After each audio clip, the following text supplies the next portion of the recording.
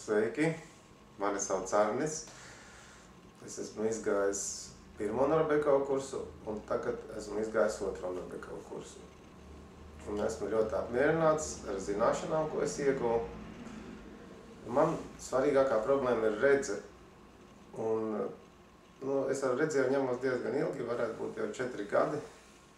Man +7 brilles bija, bet pēc šiem kursiem, visiem, ko iziet, tas dod tā kā enerģiju uzreiz, tad tā kā, teiksim, tu trenējies, un tad pēkšņi tā redze tā kā druscīt apstājās.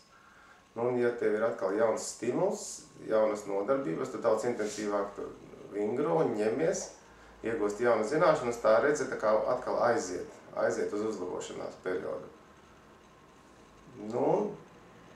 Iegūst zināšanas, enerģiju.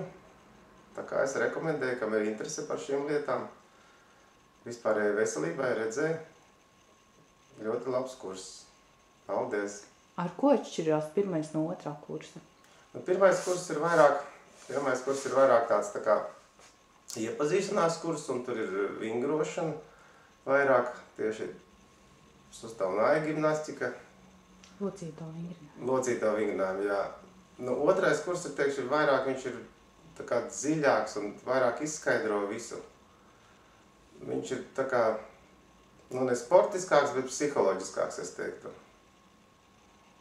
Un kas mainījās pēc otrā?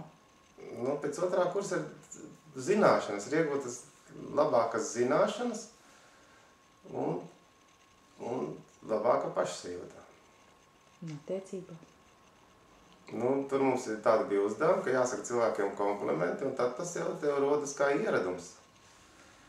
Un tev uzreiz uzlabojas dzīves kvalitāte. Tu pret cilvēkiem izturies daudz draudzīgāk, un attiecīgi viņi arī pret tevi ir draudzīgāki.